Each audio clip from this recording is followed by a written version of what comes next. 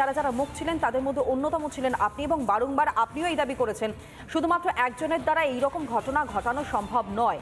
যদি সেটাই হয়ে থাকে তাহলে বাকিরা এখনো পর্যন্ত ঘুরে বেড়াচ্ছে, একেবারে খুলে আম ঘুরে বেড়াচ্ছে তারা। এবং সবথেকে বড় বিষয়, অত্যন্ত ভদ্র একটা মুখোশ তারা সামনে রেখেই কার্যত সমাজের বিভিন্ন স্তরে মানুষের সঙ্গে তারা এখনো পর্যন্ত আলাপচারিতা সারছেন, তারা ঘুরে বেড়াচ্ছেন।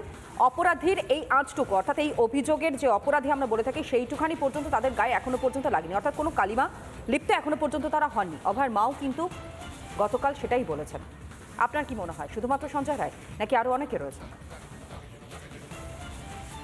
আমরা প্রথম থেকেই বলছি এটা একটা দলবদ্ধ অপরাধ, এবং বলছি মানে কি, এটা আমরা বলার জন্য বলছি না। যে ঘটনাক্রম যেটা অভয়ের মা বলছিলেন একটু আগে, এইরকম মানে যা যা তথ্য প্রমাণ আমাদের সঙ্গে সামনে রয়েছে তাতেই পরিষ্কার যেটা হচ্ছে দলবদ্ধ অপরাধ।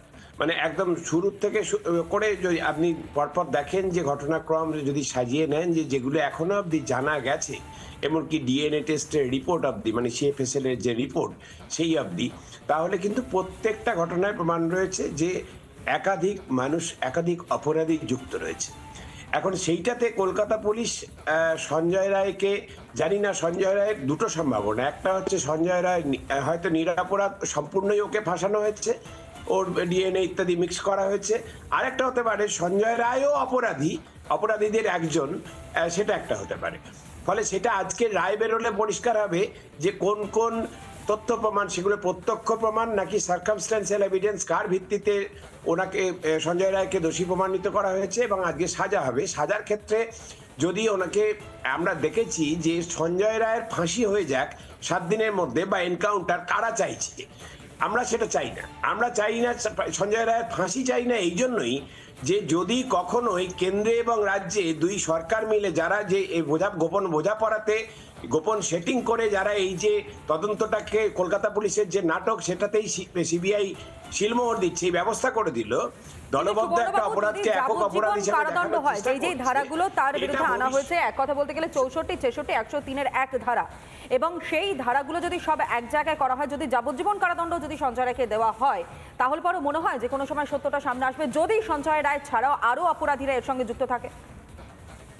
ঠিক কথা স্বর্ণালী, আমি এই জন্যই বলছি যে ফাঁসি যদি হয়ে যায়, তাহলে যদি আদেশ হয়ে যায়, তাহলে তড়িঘড়ি ওকে ফাঁসি দিয়ে শেষ করে দেবার চেষ্টা হবে।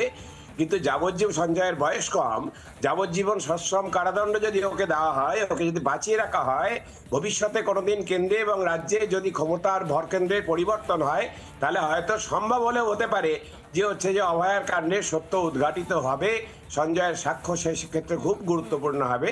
সেই জন্যই হচ্ছে যাবজ্জীবন সশ্রম কারাদণ্ড চাই, ফাঁসি নয়।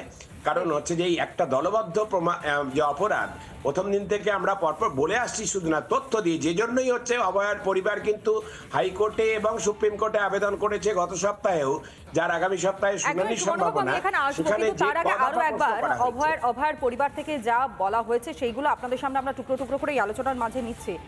সিনিয়র এডিটর স্বর্ণালী সরকারের প্রশ্ন এবং তার উত্তরে গিয়ে কিন্তু কোথাও না কোথাও গিয়ে তার মা, অর্থাৎ অভয়ার মা, তিনি বলছেন যে ওয়েল ডান, অর্থাৎ যে ঘটনা ঘটানো হয়েছে এবং অভয়ার দাহ করবার পর, তার দেহ দাহ করবার পর কার্যত খুব ভালো কাজ হয়েছে বলে একটা বড় সার্টিফিকেট পর্যন্ত দিতে শুনেছেন অভয়ার মা। কিন্তু কেন দেওয়া হলো, কাকে দেওয়া হলো? তাহলে কি কারণ না কারোর উপর মহল থেকে নির্দেশে ছিল যে খুব ভালো কাজ হওয়ার পর সেই কারণের জন্য এত প্রশংসা কুড়িয়েছে ওই ব্যক্তি?